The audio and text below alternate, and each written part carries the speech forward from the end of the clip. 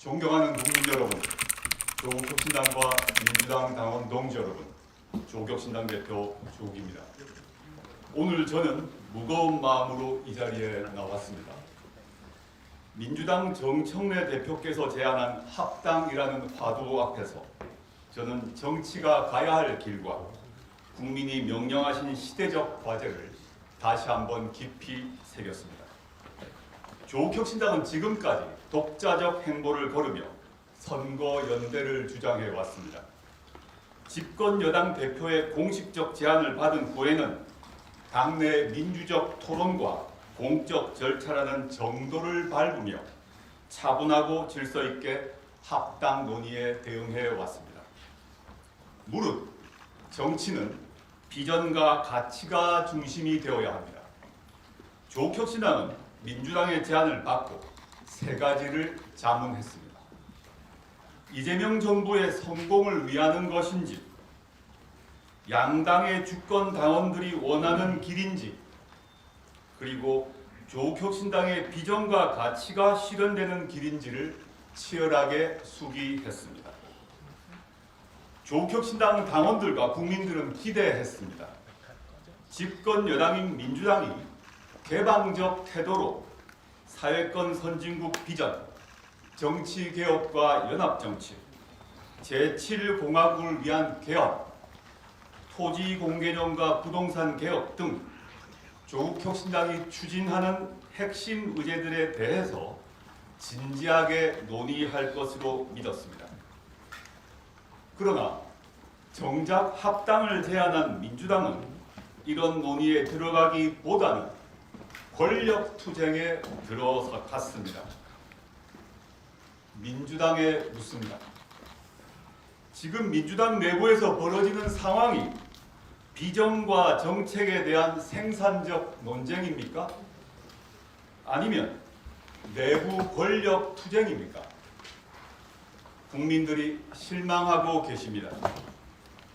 새 정부가 출범한 지 1년도 지나지 않은 시점에 총선 공천권을 가진 당권과 차기 대권을 염두에 두고 격렬한 권력 투쟁을 벌인 집권 여당이 있었습니까?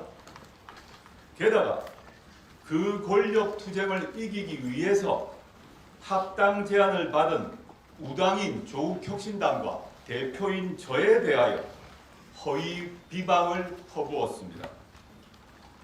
터무니없는 지분 미락설, 조국 대권론을 유포했습니다. 심지어 색깔론까지 동원했습니다.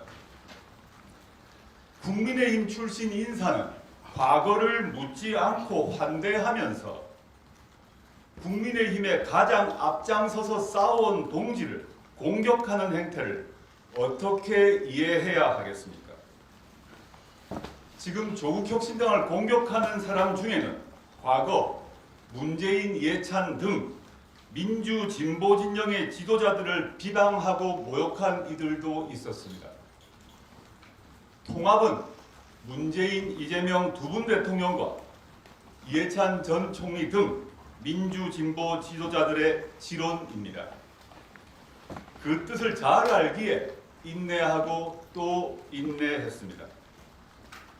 조국혁신당이 인내한 것은 이재명 정부의 성공과 민주 진보 진영의 더 큰 성공이라는 목표가 있었기 때문입니다.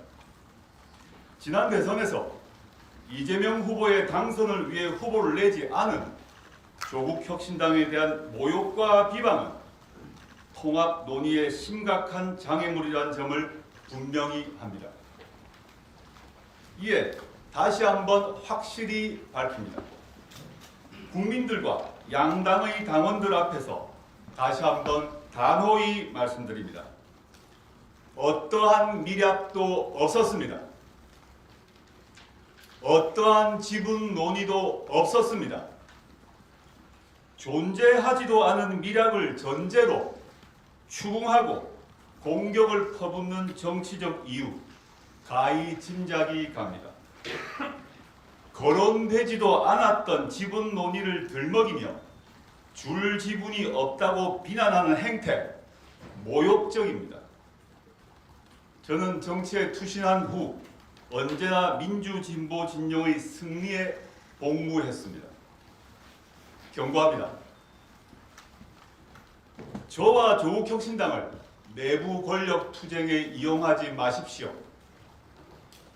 우당에 대한 기본적 예의를 지켜주십시오. 대의 중심의 큰 정치가 답입니다. 합당은 지분 챙기기의 결과가 아니라 비전 확장의 결과이어야 합니다. 그러기 위해서는 대의를 중심에 놓는 혁신이 있어야 합니다. 저는 2012년 총선과 대선을 앞두고 당시 이해찬 시민주권 상임대표님과 함께 야권 통합 추진기구인 혁신과 통합을 결성해서 민주통합당의 출범에 기여한 경험이 있습니다. 당시 이해찬 상임대표께서는 진보적 개혁적 정치 세력들은 당파적 이익에 집착하기보다는 국민들에게 희망이 될 수 있는 통합적 질서를 구축해야 한다고 일갈하셨습니다. 그렇게 하여 시민사회와 한국노총 등이 참여하는 더 큰 민주당이 만들어질 수 있었습니다. 또한 저는 2015년 문재인 대표 시절 새정치민주연합의 혁신위원으로 활동했습니다. 당시 정치인 개인과 계파 이익을 지키기 위해 혁신위원회에 대한 전면적 공격이 이루어졌지만 저와 혁신위원회는 흔들리지 않고 끝내 혁신안을 당헌 당규에 반영시켰습니다. 선출직에 대한 하위 20% 평가제도, 안심번호를 통한 국민공천 경선, 경선시 결선투표제 도입과 정치 신인, 여성, 장애인, 청년에게 가산점을 주는 등의 혁신을 제도화했습니다. 이러한 혁신으로 현재 민주당의 당원 주권의 골격이 만들어졌습니다. 혁신과 통합은 이렇게 가야 합니다.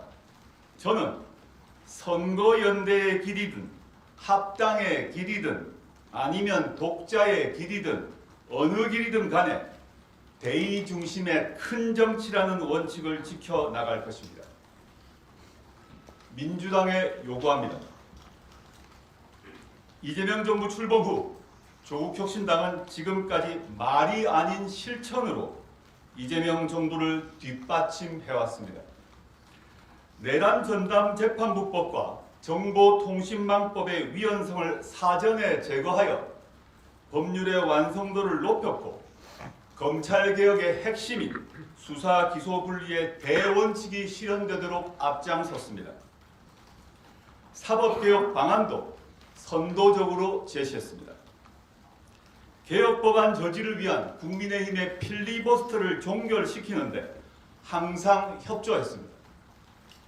조국혁신당은 이번 주부터 지방선거 후보들에 대한 공천심사 등 본격적으로 지방선거 준비에 돌입합니다.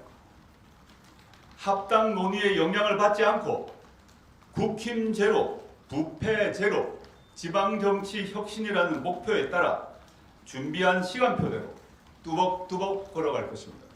이에 민주당의 다음을 요구합니다. 첫째, 설 연휴가 시작되는 2월 13일 전까지 민주당의 공식 입장을 결정해 주십시오. 국민들의 실망이 크고 양당 당원들의 상처가 깊습니다. 현 상황이 계속되어서는 안 됩니다. 2월 13일까지 공식적이고 공개적인 답변이 없으면 조국혁신당은 합당은 없는 것으로 하겠습니다. 둘째, 가야 할 길을 명확히 선택해 주십시오. 합당을 하지 않고 별도 정당으로 선거연대를 이룰 것인지 아니면 선거연대도 하지 않을 것인지 또는 하나의 정당 안에서 가치와 비전 경쟁을 할 것인지 명확하게 선택해 주십시오. 셋째, 조국 혁신당의 비전과 가치에 대한 태도를 밝혀주십시오. 사회권 선진국의 비전을 수용할지 거부할지 밝혀주십시오. 총선 시기 한동훈 씨 등 국민의힘 인사들은 빨갱이 비전이라고 비방을 했는데 유사한 생각을 하고 있지 않은지 밝혀주십시오. 대선 전 합의했던 정치개혁을 실천할지 말지, 실천한다면 어떻게 실천할 것인지 밝혀주십시오. 2018년 이재명 성남시장님의 기초선거구제 개혁 제안을 실천할 것인지 밝혀주십시오. 제7공화국을 위한 개헌을 할 것인지 말 것인지 밝혀주십시오. 토지공 개념이 좌파 사회주의 정책이므로 폐기해야 한다고 인식하고 있는지를 밝혀주십시오. 조국혁신당은 언제든지 토론할 준비가 되어 있습니다. 마지막으로 정청래 대표님과의 회동을 제안합니다. 제가 요구한 상황에 대하여 민주당이 공식적으로 결정을 하면 대표 간의 만남이 있어야 합니다. 그 만남에서 다음 단계를 논의할 수 있을 것입니다. 존경하는 국민 여러분, 조국혁신당 그리고 민주당의 당원 동지 여러분, 민주진보 진영은 어떤 비바람 속에서도 연대하고 단결해야 합니다. 내란 청사는 끝나지 않았습니다. 지방선거에서 내란 극우 세력을 정치적으로 심판하고 청산해야 합니다. 그리고 내란 이후의 세상을 본격적으로 열어야 합니다. 이 시대적 과제는 연대와 단결로 성과를 낼 수 있고 그것이야말로 이재명 정부의 성공을 확실하게 뒷받침하는 길입니다. 저는 어떤 상황에서도 민주진보 진영의 연대와 단결의 광장을 지키고 넓히겠습니다. 참고로 엄중한 국면 속에서 민주당의 많은 국회의원들과 정치인들께서 진심 어린 의견을 전해왔습니다.